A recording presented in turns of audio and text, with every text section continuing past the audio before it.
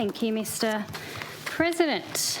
I rise to note the 2025-26 budget, or the interim budget, as the government has referred to it, the one that follows the state election that was triggered by the no confidence motion brought in response to the dismal budget tabled by the government back in June.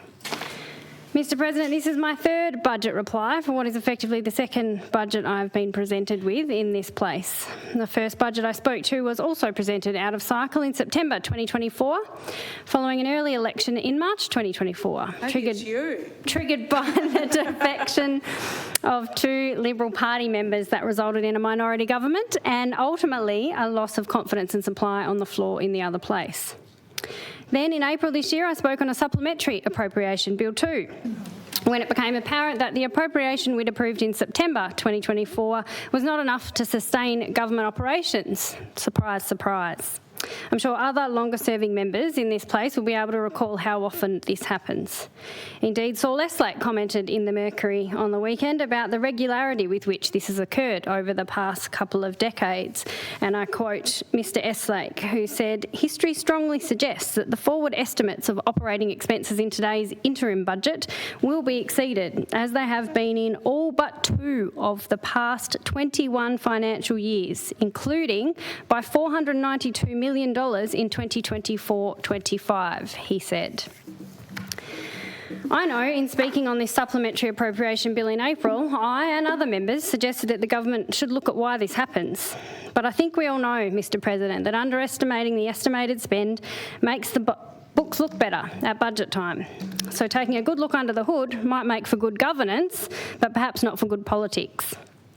And we see more of this riddled throughout this interim budget, in which we see spending gaps, significant reductions in operational spending in the final out year of 28-29, or even 3 little dots in some instances, indicating an estimated spend of 0 in forward estimates against some line items, in order to help achieve a picture of a little surplus in 2028-29. Now, I may not be an economist or an accountant, indeed I'm not, Mr. President, but I'm not a fool either. According to the Treasurer's budget speech, responsible governments must never lose sight of their core duty to manage the public finances wisely so that the next generation inherits both opportunity and stability. The process and timing of budget delivery and supplementary appropriations in recent years hardly paints a picture of stability, does it, Mr. President? The instability and significant cuts estimated in the final year of the forward estimates certainly creates uncertainty and distress for public servants, community organisations, business and industry, and families trying to put food on the table. I'm so disappointed in this budget and simply despair at the dire financial position this state is in. I'm extremely disappointed in this government's lack of willingness to take advice and work together with experts and other members of Parliament on solutions to this financial crisis that we are in. The Pre-Election Financial Outlook Report, or PFO, published in June this year, painted a clear picture of the Department of Treasury and Finance's assessment of the budget situation.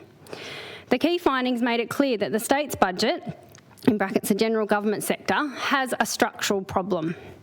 The PFO said that expenses, significantly driven by health demand and costs, are growing at a faster rate than the state's current sources of revenue. It said that the structural imbalance has developed over a number of years. Recent state budgets and forward estimates have been defined by increasing deficits and debt. As a state, we are spending more than we are earning, and the gap is growing. The PFO report goes on to say that economic growth correlates weakly with general government sector revenue in Tasmania. Accordingly, this structural problem will not be resolved through future economic growth. Explicit policy choices are required.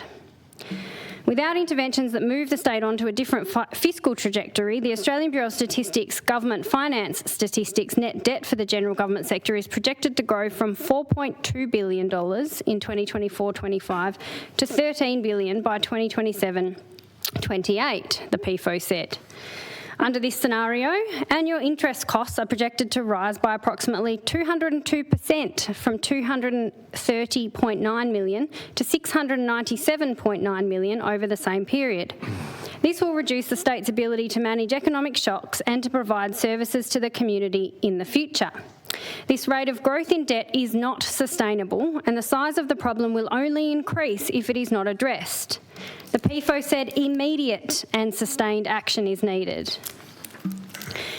The report also says that a combination of revenue and expenditure measures will be required.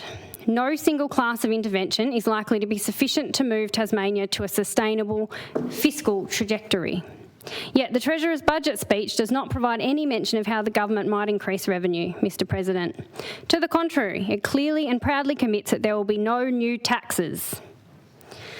Again, referring to Mr Saul Eslake's comments in the Mercury on the weekend, Mr Eslake, leading economist, the author of the government-commissioned independent review of Tasmania's state finances that was published in 2024, says that action to rein in spending, raise revenue and pay down debt have been put off yet again.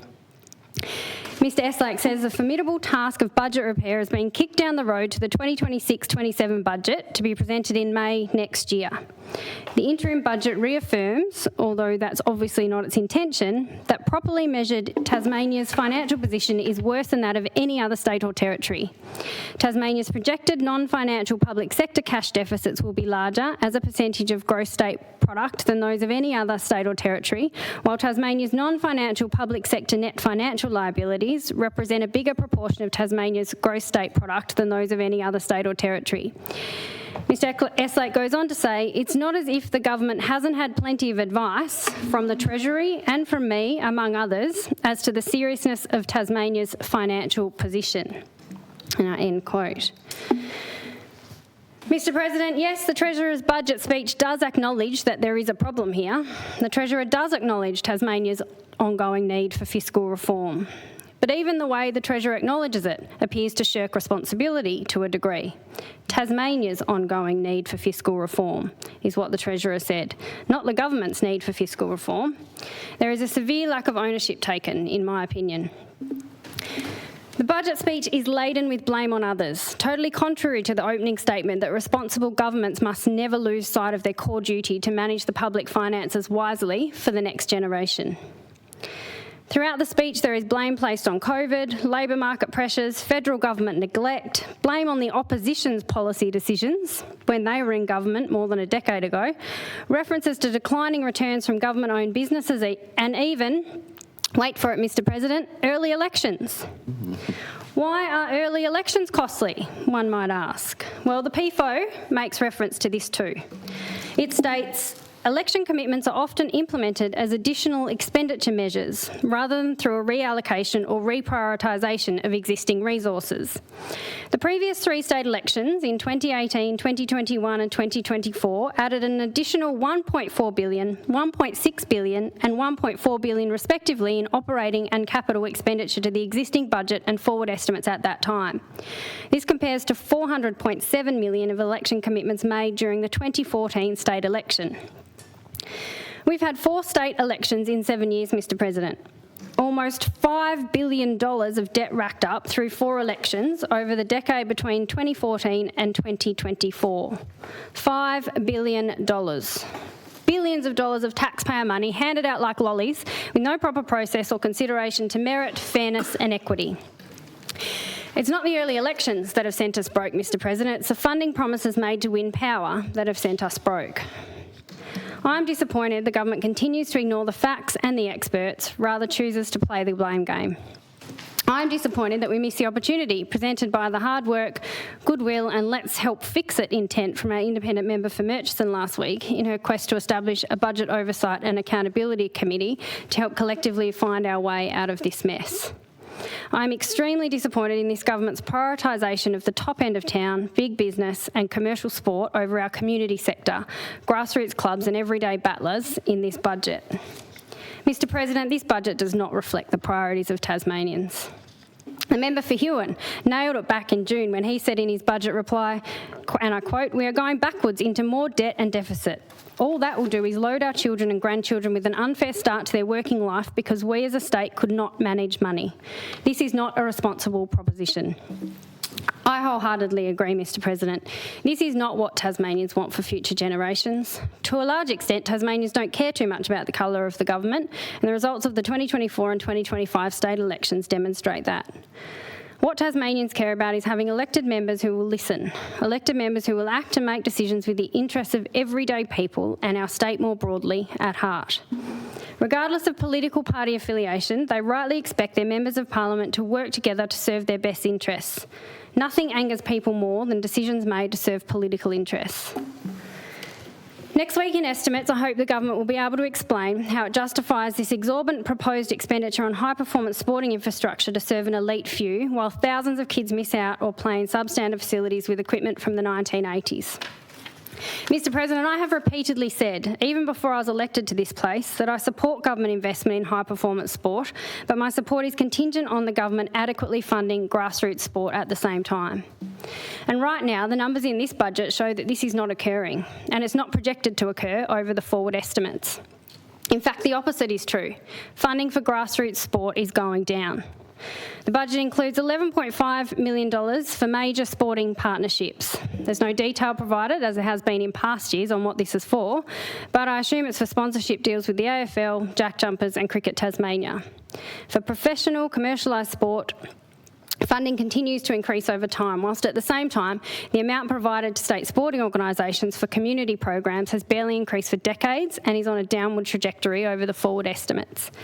In fact, the sport and recreation budget line on page 248 of Budget Paper 2 shows the revenue appropriation for this output reducing from $84,168,000 in 2025-26 to just $24,312,000 in 2028-29.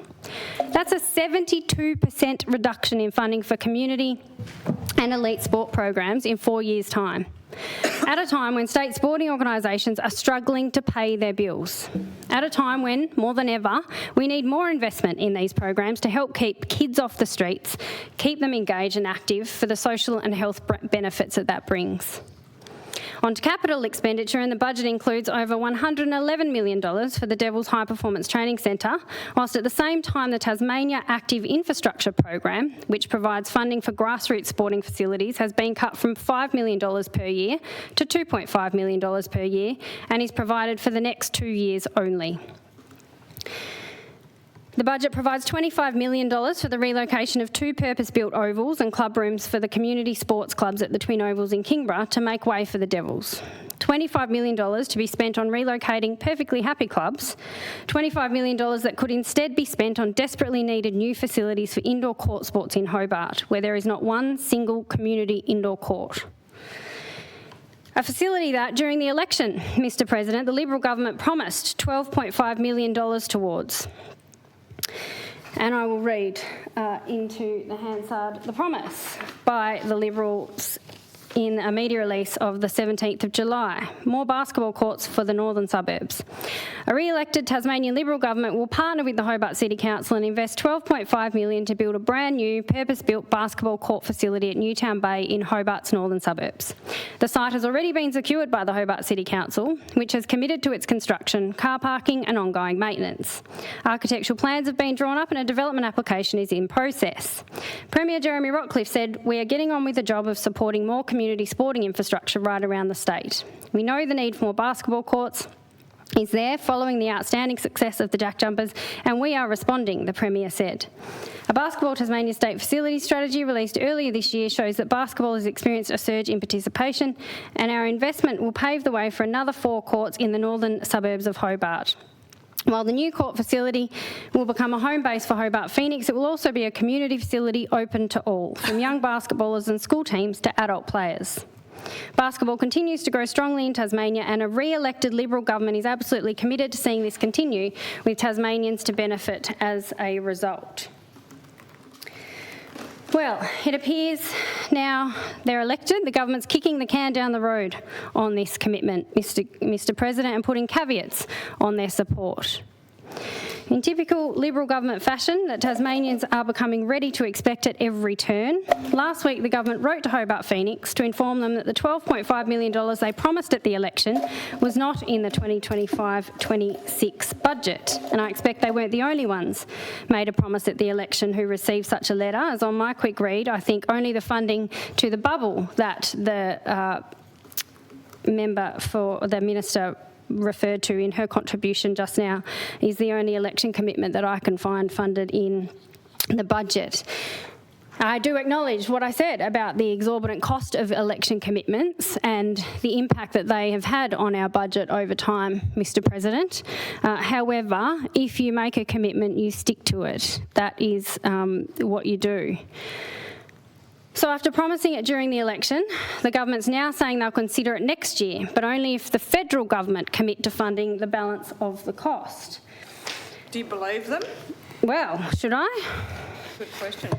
Don't know that I do believe them. So the letter to the Hobart Phoenix representative says, as you may be aware, due to the 2025 state election, the timing of the 2025-26 state budget was delayed and rescheduled to 6th of November. This delay has compressed the usual 6-month development process into 2 months. As a result, the 2025-26 budget is by necessity an interim budget designed to maintain funding for essential services until the 26-27 budget is delivered in May next year. Accordingly, funding to support the Hobart City Council in establishing a new basketball court facility at Newtown Bay was not able to be accommodated as part of the 25-26 interim budget. The Tasmanian Government remains committed to supporting this initiative. The 2026-27 state budget development process will include a full cycle of the ordinary state budget development process. The Tasmanian Government will support this initiative as part of the 2026-27 state budget development process, subject to the federal government contributing to the balance of the remaining costs above the Tasmanian Government's commitment. Yours sincerely, Jeremy Rockcliffe, Premier. Now you can imagine, Mr. Premier, the despair at receiving this letter by these hard-working volunteers who have been advocating for this project, with evidence-based need for so long. And Mr. President, this condition of the Liberal government's commitment being contingent on federal government funding was not mentioned in the media release during the election period. There was no mention of this condition in any correspondence to Hobart City Council or Phoenix, as far as I am aware. Mr. President, this is shameful. It's deceitful, and these backflips ruin people. Volunteers burnt out trying to get kids on the court, turning kids away, which I continue to provide warning will occur when Swisher closes in May next year. They don't have time to wait, Mr. President. Meanwhile, the AFL calls and says they need an extra $60 million for the High Performance Training Centre. No worries, Mr. Dillon, however much you need. Whatever it costs, remember, that's the deal we signed on behalf of Tasmanians, an AFL team at all and any cost. Millions of dollars for elite facilities to be owned or leased, we're not sure, for a small buck by commercial sporting entities, whilst at the same time our TIS athletes train in makeshift gym facilities located in office administration buildings at Techno Park, and kids miss out on playing sport because there's not enough facilities in Hobart for them to play. Mr. President, Hobart becomes a place you can watch sport but not play it. The athletes aspiring to represent our state and country on the international stage at the Olympics left behind by this government whilst it dishes out millions to the AFL and NBL. It's simply not right and it's not fair. Shame on this government. It's time that our community sporting organisations were prioritised over and above, or at the very least equally to, professional sport run as a business. The fact that we know some kids are missing out on the opportunity to play shows the government's priorities are unbalanced, skewed heavily towards investment in commercialised professional sport. And on the stadium, Mr. President, the Treasurer's budget speech mentions that $609 million will be provided over 4 years for the Macquarie Point Stadium, made up of, by my calculations, $354 million state government funding, $240 million from the federal government and $15 million from the AFL. Of course, the rest of the at least $1.13 billion cost of the stadium, around $521 million, is to be borrowed by the Macquarie Point Development Corporation, a government business. I note the $1.13 billion cost is an estimate, and as noted in the PFO, the actual cost of construction will not be known until the project is put to tender. Mr President, the PFO also notes that the non-stadium projects referred to as conditions in the Macquarie Point federal funding agreement will require gap funding by the state government, and this represents an unfunded budget risk. This is exactly why I've been asking a range of questions on notice in relation to these unfunded commitments in recent sittings. Tasmanians deserve transparency here. Parliamentarians need to understand the full details in order to make an informed decision on the Macquarie Point POS order. With no regard to these risks mentioned in the PFO, the Treasurer's budget speech notes that during construction, the stadium project is expected to add $269 million to the Tasmanian economy over 5 years, which by my calculations is around $53.8 million per year. The Treasurer says that once operational, the stadium will add around $30 million to the economy each year. Now, I note the Treasurer may have been referring specifically to the stadium asset, not taking into account broader proposed benefits of increased tourism, other events and the further development of the AFL as an industry in Tasmania. However, based on this $30 million annual return quoted by the Treasurer, this equates to around $1.5 billion back to the Tasmanian economy over 50 years. Not to the government, to the economy. $1.5 million to those who managed to reap some of the $1.5 billion reward at a cost of around $45 to $50 million per year to the taxpayer by the calculations of the Coordinator General and Tasmanian Planning Commission panel respectively. By my rough sums, and I'm happy to be corrected if I've calculated this wrong, this means the stadium will cost $1.13 billion to construct, then another $2.5 billion to cover the interest and operating cost subsidies, plus some on top for maintenance and depreciation costs over an expected life of 50 years. And if only we could get some accurate estimates, or at least some estimates on the life cycle cost of the asset and an asset management plan for this proposed project. Mr President, by my calculations, this equates to a total government spend of around $3.63 billion for a $1.5 billion return to the economy, and I'm not factoring in some of the additional projects required here either. And that's just in today's dollars. Money pouring into the Tasmanian economy more broadly, whilst absolutely is a positive thing, is not going to pay the power bills at the stadium. It's not going to pay the interest on the loan. I'm just putting these things out as simple examples, Mr President. And the very hard to quantify social benefits would have to be worth around $2 billion to justify this investment. Now, the stadium decision isn't all about the money, but this budget is, and the two are related, which is why I'm talking about it here. At the end of the day, the government must be able to pay for the asset.